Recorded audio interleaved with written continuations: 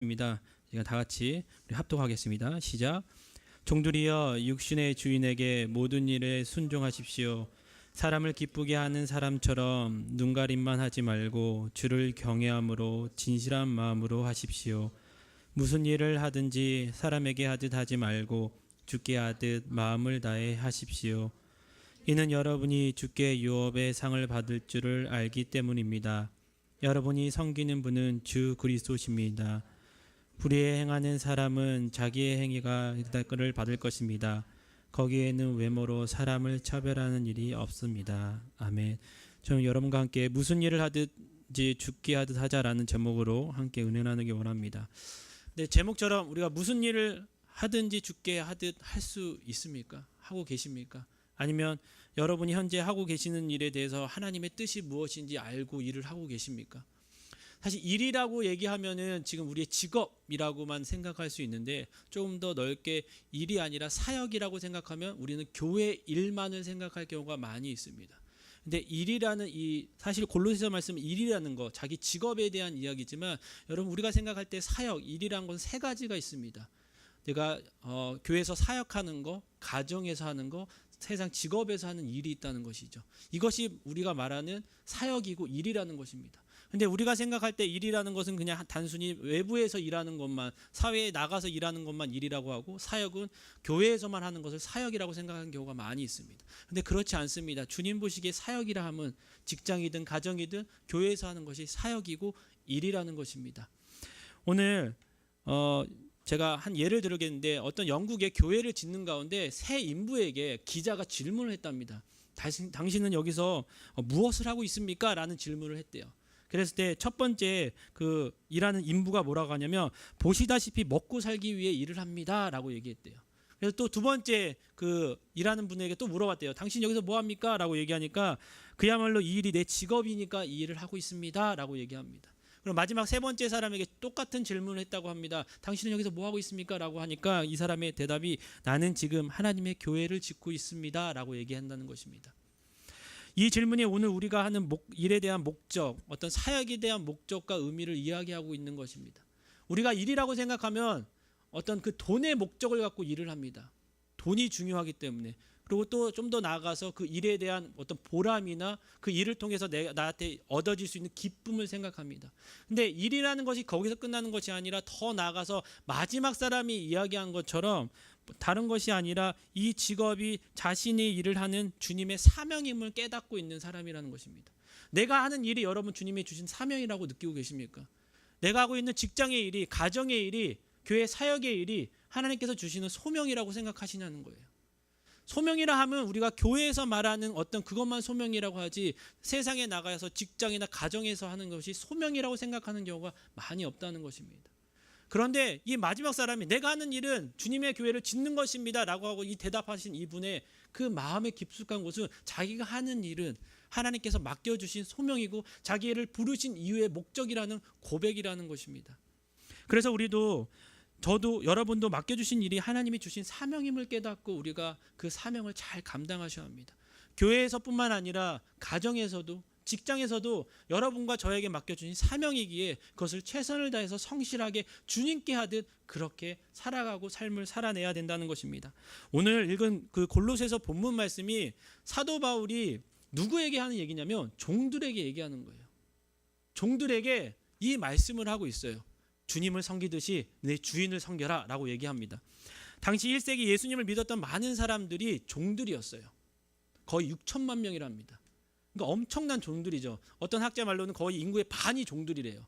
종의 헬라 언어가 둘루스라고 하는데 노예라는 거거든요. 사람 취급 못 받는 동물보다 더 못한 그 취급을 받는 사람에게 사도 바울이 지금 얘기합니다. 야, 너네 주인을 섬길 때 하나님을 섬기는 것처럼 해. 너 일할 때 사람의 눈치 보지 말고 하나님께 하듯 그렇게 하라는 거야. 이렇게 얘기하는 거예요. 하나님께서 말씀하신 사도 바울을 통해서 말씀하신 노예들이 무슨 소명이 있겠습니까? 종이 하는 일에 무슨 소명이 있겠어요? 무슨 사명이 있겠냐고. 그럼에도 불구하고 오늘 그들이 하는 일이 하나님의 일이라고 얘기합니다. 그들이 섬기는 주인을 섬기는 하나님처럼 섬기는 일이 주님의 일이라고 오늘 골로새서가 이야기하고 있다는 것입니다. 그래서 오늘 우리에게 주어진 일에 대해서 이런 자세가 필요해요. 여러분 거기서 무엇을 하고 있습니까? 여러분이 하시는 일에 대해서 그렇게 질문하시면 여러분은 몇 번째 대답을 하실 거예요. 그냥 돈 벌기 위해서, 직업이 나에게 좋은 영향을 주기 위해서, 아니 이 직업이 주님께서 주신 소명과 사명이고 부르심이기 때문에 내가 합니다라고 셋 중에 어떤 대답을 하고 계십니까? 돈이 목적이기에 좋은 직장, 좋은 학교, 좋은 사람, 어떤 나의 권력과 사람에게 보이는 것을 우리가 추구하고 있지는 않습니까? 그런데 하나님이 원하시는 것은 무슨 일을 하든 하나님의 사명이고 소명임을 잊지 말라고 한다는 것입니다. 우리의 생업이 무엇이든 상관이 없어요. 사실 뭐 학생이든 사업자든 직장이든 가정주부는 이게 중요한 게 아니라 자신의 일을 통해서 그리스도를 섬기도록 부르심을 받았다는 것을 잊지 말아야 된다는 것이죠. 제가 지금 조그만 아이가 있잖아요. 제가 이번 말씀을 준비하면서 이유가 있었어요. 이 말씀이 저에게 딱 다가온 이유가, 아내가 좀 아파서 이제 월, 화, 수 이렇게 아기를 조금 돌보고 있었어요. 근데 제 마음 가운데 내가 지금 뭐 하고 있는 거야?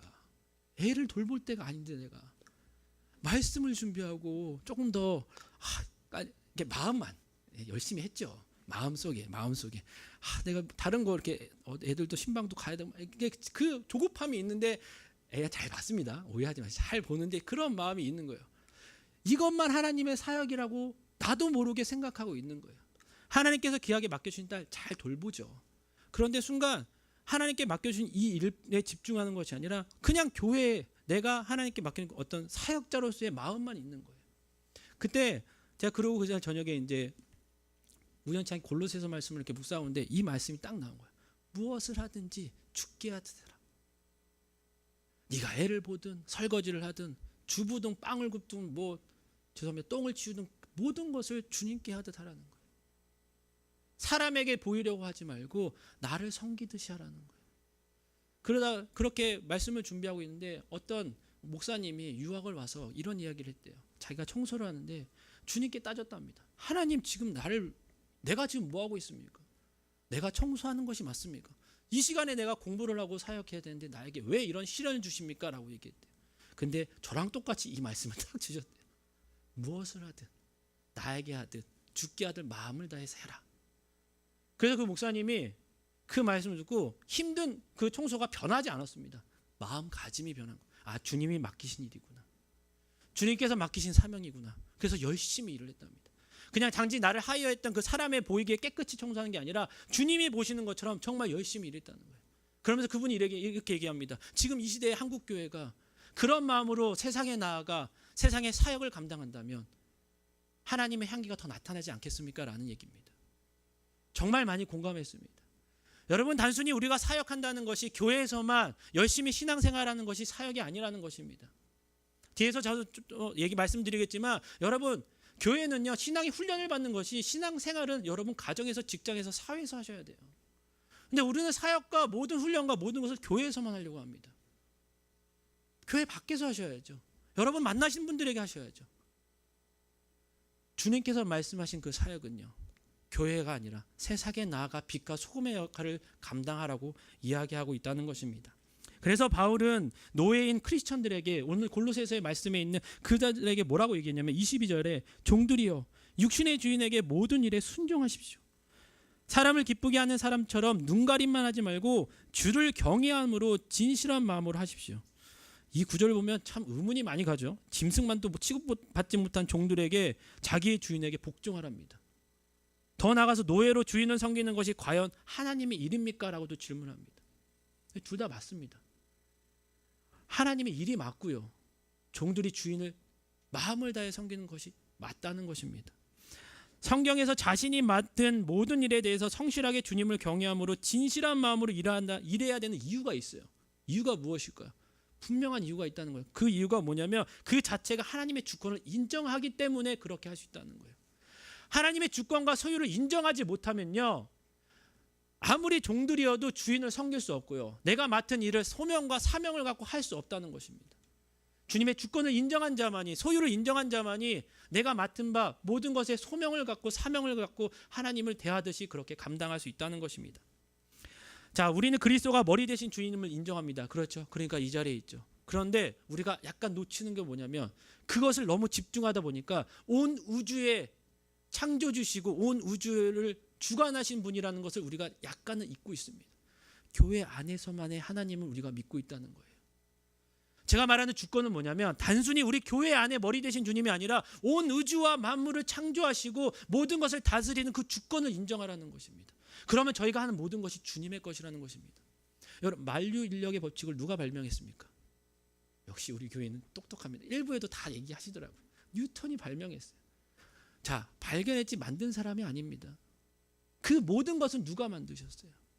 주님이 다 만드신 것을 발견한 것뿐입니다.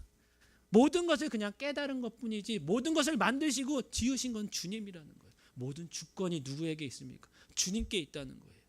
그 모든 것을 주님의 소유와 모든 주권을 인정했을 때 우리가 하는 모든 일이 주님께서 맡겨주신 일이라는 것입니다. 그러기에 소명을 다하여 주님께 하듯 할 수 있는 것이라는 것입니다. 그래서 우리의 삶에 우리의 주인의 우리의 모든 것이 내 것이 아니라 주님의 것이라고 인도하고 인정하는 사람만이 우리가 맡은 바를 우리를 잘 감당할 수 있는 은혜가 있다는 것입니다. 내 것이 아니라 주님의 것, 주님께서 맡겨주신 일이라는 그 사실을 우리는 주님 앞에서 정말 경외하는 마음으로 잘 감당해야 돼요. 때로는 우리가 하찮게 생각하는 일들이 있어요. 때로는 너무 자주 맨날 반복되는 일을 하다 보니까 이게 정말 내한테 맞는 일인가? 내가 지금 뭐 하고 있는 일인가? 그냥 단순히 그냥 착바퀴 도는 것처럼 그냥 그렇게 돈 벌기 위해 사는 것인가? 아니라는 것입니다. 여러분, 그 일을 통해서 주님께서는 여러분에게 소명을 맡겨주시고 사명을 주셨고 여러분을 부르셨다는 것입니다. 그러면 여러분, 하나님을 위해서 일한다고 생각하면 여러분 마음가짐과 행동 자체가 달라집니다. 주님이 보고 계시잖아요. 사람의 눈치를 보고 살피는 것은 사람에게 잘 보이려고 살핍니다. 돈을 좀 더 많이 받던가 인정을 받기 위해서 합니다. 근데 주님을 인정하고 살아보면 내 사장이 사람이 아니라 주님인 것이에요. 주님에게 열심히 하는 것이지 사람에게 열심히 하는 것이 아닙니다. 그런데 그 주인은 자신에게 열심히 하는 것이라고 생각을 하겠죠. 그러니까 더 좋아하겠죠. 실상 그렇지만 우리의 마음은 누굴 위해서요? 주님을 위해서 사는 것입니다. 여러분, 교회 사역도 마찬가지입니까? 마찬가지입니다. 누굴 위해서 하십니까? 여러분이 직분자니까 열심히 하십니까? 뭐 사람들에게 인정받고자 열심히 일하십니까? 아니에요. 청소를 하든 뭘 하든 누굴 위해서요? 주님을 위해서 하는 거예요. 그런데 우리는 착각합니다. 사람을 위해서 한다고 생각을 해요. 사람 때문에 우리가 눈치를 살피기 시작합니다. 이렇게 하면 이 사람이 좋아하겠지, 인정해 주겠지. 사람이 인정하는 것과 주님이 인정하는 차원이 달라요. 그러니까 주님이 인정하시는 일을 그 마음을 갖고 소명을 다하셔야 된다는 것입니다. 그렇게 했을 때 무슨 일을 하든 나의 일처럼 할 수 있어요. 나의 마음을 다해서 22절에 진실한 마음으로 하라라고 얘기합니다. 개역개정엔 성실한 마음이라고 얘기해요. 이것을 직역하면 한 마음으로 섬기라는 거예요. 자, 뭐 사업을 해보신 분도 있고 안 해보신 분도 이제 사장과 직원의 마음이 달라요. 그렇죠. 사장은 왜 이렇게 월급날이 빨리 돌아올 거 생각하지만 직원들은 왜 이렇게 일이 더딜까라고 생각을 해요. 마음이 달라요. 뭐가 망가지면 직원들이 먼저 고쳐야지 하는 사람도 있겠지만 대부분 그렇지 않아요. 여러분, 무슨 일을 하든 하나님께서 맡겨주신 일이라면 진실한 마음으로 하셔야 돼요. 정직하게. 근데 요즘 정직과 진실이 없어요. 그냥 남들이 하기에 쉽게 편하게 그냥 거짓말하는 듯이. 청년들하고 이제 어디 식당을 갔어요. 근데 식당에 주문을 하는데 그 주문하는 게 딱 이렇게 돼 있습니다. 딱 그 두 사람만 먹을 수 있게 언리미티드가 딱 돼 있어요. 그래서 이제 딱 돼 있으면 그 두 사람만 먹는 게 맞잖아요. 그게 맞는 겁니다. 이게 맞는 거니까 맞는 건데 이제 많이 있다 보니까 얘기해요. 목사님 하나 드세요. 이러면 하나씩 먹자 이렇게 되는 거예요. 제가 어떻게 했을까요? 나는 안 먹을 거야. 먹어도 상관없다고 생각할 수 있습니다. 근데 그런 얘기를 했어요. 이렇게 먹는다고 뭐 이 사람이 뭐라 안 할 수 있지만 그런 게 좀 싫다고 얘기했어요. 그러고 싶지 않다고. 청년들이 어떻게 생각하는지 모르겠지만 저는 그렇습니다. 자그마한 일이겠지만 그런 자그마한 일부터 리더자가 가장들이 어른들이 부모님들이 그 모습이 여러분의 자녀들과 믿지 않는 자들에게 당연하다고 생각하는 것을 다시 한번 생각할 수 있는 좋은 기회라고 생각합니다. 당연하다고 생각하는 그 거짓말들이 자그마한 죄들이 여러분 당연한 게 아님을 여러분 인정하시고 여러분 그것을 조심하시고 하나님께서 맡겨주신 것에 성실하게 정직하게 여러분 일하셔야 합니다. 그러면 여러분 비즈니스 할 때 여러분 거짓말하지 않아요. 정직하게 합니다. 그냥 어떤 분이 얘기합니다. 비즈니스는 거짓말하지 않으면 승부를 걸 수 없다고. 승부를 걸 수 없으면 승부를 하지 마세요. 주님의 사업장이면 주님이 지켜주십니다. 목사님 일 아니니까 마음대로 얘기하지, 아니요, 해보세요. 하고 얘기해 보세요. 처음에는 잘못 좀 힘들지 몰라지만 그것이 통해서 그 진실함과 성실함이 결국은 그 회사를 일으킵니다. 가정도 마찬가지입니다. 자그마한 거짓말이, 자그마한 실수가 자녀들과 부모님들 모든 관계를 무너뜨리기 시작합니다. 여러분, 무슨 일을 하듯 나의 일처럼 정직하게 진실한 마음으로 성실하게 한 마음으로 주님께서 맡겨주셨기에 여러분 그 일을 감당하셔야 돼요. 이 정도쯤이야 괜찮아. 아니요, 그럴 때 말씀하세요. 아니야, 그러면 안 돼. 뭐가 그렇게 대단해서 그렇게 얘기하시면, 아니, 그러면 안 돼 라고 얘기할 수 있는 여러분 용기가 필요하다는 것입니다. 그래서 우리는 모든 일을 나의 일처럼 성실히 할 때 우리가 모든 것 가운데 주님께 영광을 돌리는데 부족함이 없다는 것이에요. 주님의 일로 여긴다면 그 일이 그냥 자그마한 일이 아니잖아요. 주님의 일로 생각하면 우리 큰 일이잖아요. 우리의 구원해 주신 분인데. 그래서 교회 안의 일이든 교회 밖의 일이든 다 하나님 일이라는 거예요. 교회 사역만 열심히 한다고 이 사람은 상이 클 거야. 교회 일 안 하고 밖의 일만 열심히 하는 사람 상이 없을 거야. 그게 아니라는 것이에요. 그래서 24절, 23절, 24절 이렇게 되어 있습니다. 무슨 일을 하든지 하나님께 하듯 하지 말고 죽게 하듯 마음을 다하십시오라고 얘기합니다. 내가 섬길 때 그 사람을 섬기는 것이 아니라 주님을 섬기는 것이에요. 그러니까 여러분 일하시는 것도 사역이에요. 나 교회에서 사역이 아니에요. 여러분 일터에서 사역하셔야 돼요. 제가 가르치신 학생 중에 한 명이 그 베데스다에서 작은 그 일식 어떤 그 사업을 하시는데 강연에도 이 얘기를 한번 한 적이 있어요. 집사님 하시는 곳에 그곳이 사역지라고. 다 끝나고 종강 그 이제 마지막 얘기 때 저한테 그런 얘기를 하더라고요. 목사님, 제가 있는 곳이 사역지라는 사실을 다시 한번 알게 해줘서 고맙다고. 여러분이 있는 그곳이 사역지예요. 교회에서만 사역하시려고 하지 마세요.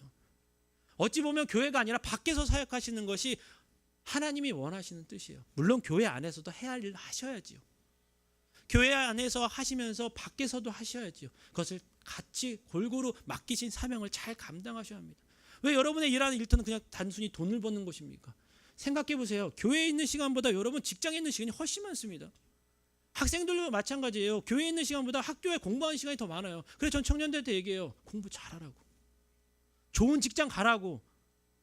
돈 많이 버는 데로 가라고 얘기합니다. 근데 이유를 설명해 줘요. 왜 좋은 직장 가야 되고, 왜 공부를 해야 되고, 왜 돈을 많이 벌어야 되는지.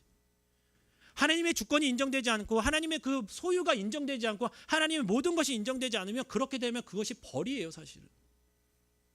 그것이 인정된 다음에 그 가치와 방향이 바로 되어 있는 청년들이, 그런 성도들이 열심히 공부하고 그것이 사역이 되고 그것이 일이 아니라 주님의 일이 된다면 여러분 그곳에서 큰 열매들이 맺혀집니다. 작은 열매일지라도 그것이 주님의 일이라는 것입니다. 그것을 알고 우리가 살아가야 된다는 것입니다. 그랬을 때 이는 기업의 상을 주께 받은 줄 아나니라고 24절에 얘기해요. 상을 받을 줄 아나니라고 얘기합니다. 주께서 유산으로 주는 상이라고 얘기합니다. 여러분 잘 생각해 보세요.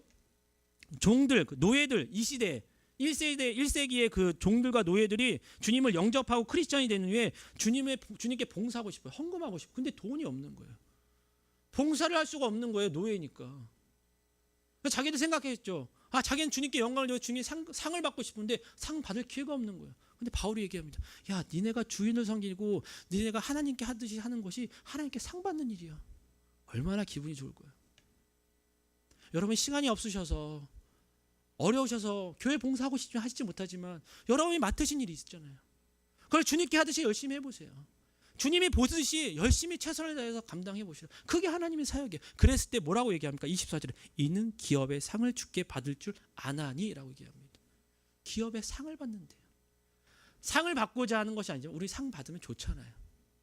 하나님께 예배하신 상이 있잖아요. 꼭 교회에서만이 아니라 여러분의 일터에서도 여러분의 열심히 그 주권과 그 모든 소유를 인정하고 주님께 나갔을 때 그것이 하나님의 사역이라고 얘기합니다. 그래서 여러분 나는 교회 직분자인데 많은 일을 못해. 여러분 그거에 대한 어떤 많은 부담감보다는요. 여러분이 맡은 일에 대해서 여러분 나가서 일터에서도 최선을 다하세요. 그리고 교회에 오셔서도 여러분 맡은 바 사명을 잘 감당하시면 된다는 것입니다. 그리스도를 섬기듯이 내 주인을 섬기라. 그러면 하늘에서 상이 있다라는 이 말을 들었을 때 노예들은 정말 많은 위로를 받았습니다. 사실 이 노예 제도 자체가 문제가 많았어요. 그래서 왜 예수님은, 왜 제자들은, 왜 바울은 이 노예 제도에 대한 비판하지 않고 왜 문제를 해결하지 않았느냐라는 많은 이야기들이 있었다고 합니다. 그럼에도 불구하고 이거에 대해서 노예들에게 주인을 섬기고 하나님을 섬기라고 얘기한 이유가 뭐냐면, 어떤 문제를 해결하기보다는 그 문제 안에 있는 노예들을 통해서 어떤 일이 일어나면 주인들이 예수를 믿기 시작했답니다. 그래서 예수를 믿었던 그 주인들이 노예를 해방시켜주기 시작했답니다. 문제를 해결하는 방법이 달라요. 없애버려도 되겠지만 없애는 것이 아니라 그 문제에 있는 안에 있는 사람의 그 시각과 가치와 기준과 방향이 바뀌었을 때 엄청난 주님의 일이 주님께서 이루어 주신다는 것입니다. 지금 당장 우리가 해결되지 않는 문제 때문에 답답해하는 것이 아니라 이걸 통해서 어떻게 나를 변화시킬지 그것을 바라보신다면 주님께서 그걸 통해서 엄청난 여러분에게 기적 같은 일을 베푸실 줄 믿습니다. 우리의 사역의 가장 큰 세 곳, 제가 말씀드렸던 가정과 일터와 이 교회, 주님께서 천국 갔을 때 물어보실 것입니다. 너 교회에서 어떻게 사역했냐? 근데 그것만 물어보지 않으신다는 것이에요. 가정에서 자녀를 어떻게 양육했어? 직장에선 생활 잘했니? 학교에선 공부 열심히 했니? 여러분 열심히 공부했던 것을 주님께 보여드릴 수 있습니까? 여러분 열심히 직장 생활했던 것을 주님께 하나님 나 이렇게 했습니다라고 얘기할 수 있는 정도가 되십니까? 사업을 하시는데 여러분 사업에 하나님 내가 이렇게 성실히 주님께 하듯 했습니다라고 보여주실 수 있냐는 거예요.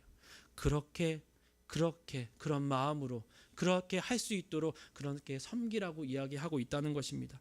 그러므로 이것을 꼭 기억하셔야 돼요. 교회 사역을 열심히 섬길 뿐만 아니라 가정과 사업체, 직장에서도 학교에서도 잘 섬길 때 주님으로부터 받는 그 칭찬, 그 상의 크임을 여러분 잊지 마시고 여러분 있는 그곳이 주님을 인정하시는 그곳에 주님의 소망과 소명과 사명 부르신 이유가 분명히 있다는 것입니다. 여러분 직업엔 기천이 없다고 얘기합니다. 참 성경적인 것 같아요. 직업이 좋고 나쁨이 중요한 것이 아니라 내가 주부가 아니라 그냥 일하는 사람 그게 중요한 것이 아니라 맡은 바 이것이 나의 소명임을 깨닫느냐 깨닫지 못하느냐, 주님께서 부르셨느냐 부르시지 않았느냐의 차이가 너무 크다는 것입니다. 돈을 많이 버냐 적게 버냐 이것이 중요한 것이 아니에요. 저는 요즘 주부들, 우리 어머님들이 정말 위대한 직업이라고 하면 직업이고 자리라고 생각합니다. 그 위대한 자리에서 맨날 똑같은 일이라고 생각하지만 그것이 여러분의 소명이 되시고 사명이 되시고 부르심이라면 여러분 그것처럼 멋진 자리가 없다는 것입니다. 여러분 자리 때문에 자녀들이 성숙해질 것이고 여러분 때문에 그 가정이 회복되실 거고 여러분 때문에 그 삶이 그 가정이 영적인 가정으로 변화될 줄 믿습니다. 그래서 무슨 일을 하든 죽게 하든 마음을 다하라는 거예요. 그래서 진정한 윗사람에게 잘하라고 말하고 있지만 진정한 윗사람 상전은 하나님이라는 사실을 잊지 말라는 거예요. 내가 남편에게 잘하는 것이 아니에요. 남편 안에 있는 예수 그리스도에게 잘하는 것이죠. 사실 오늘 골로새서 위의 말씀이 뭐냐면 아내들이여 남편 말씀에 순종하십시오. 남편들이여 아내를 노엽게 하지 마십시오 라고 얘기합니다. 부부관계를 이야기하고 있어요. 때로는 서로가 바라봤을 때 마음에 안 드는 게 더 많이 있을 수 있습니다. 그런데 여러분 주님께서 여러분에게 더 큰 상을 주기 위해서 그분의 안에 있는 주님을 바라보라고 얘기하십니다. 그래서 여러분 남편과 여러분 안에 있는 주님을 바라보시고 여러분 순종하시고 노엽게 하지 마시고 사랑하시고 격려하시고, 그래서 제가 아까 아침에 일부 예배는 부부들에게 손을 잡으라고 얘기했어요. 근데 남편들은 잡으려는데 아내들이 자꾸 이러시길래 우리 집사님들이 많이 이렇게 꿍하신 게 있구나. 그래서 억지로 이렇게 잡으라고 너무 보기 좋은 모습을 우리 윤성원 집사님과 이정철 집사님이 손을 잡고 계시는데 서로를 인정하고 그 안에 있는 하나님을 바라보시길 바랍니다.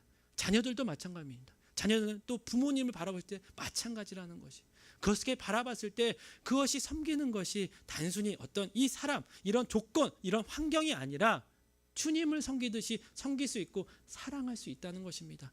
마음에 안 들죠. 나와 다른데 어떻게 다 마음에 들 수 있겠습니까? 하지만 그 다름을 인정하고 주님을 바라보게 하시고 주님을 바라보신다면 그것이 가장 큰 은혜고 기쁨이라고 주님을 말씀을 하고 계신다는 것입니다.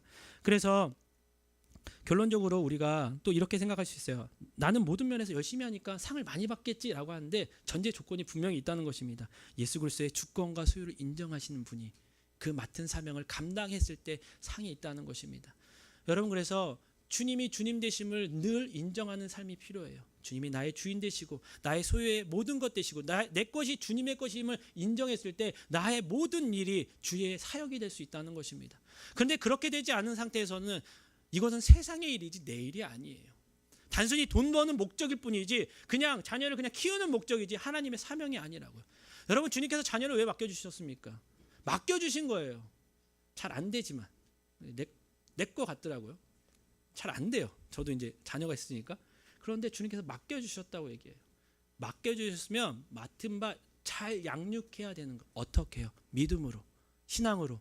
모든 주권이 주님 것임을 알려주면서, 깨닫게 해주면서, 같이 기도하면서 말씀으로 양육해야 될 것이 부모의 역할이라는 것입니다.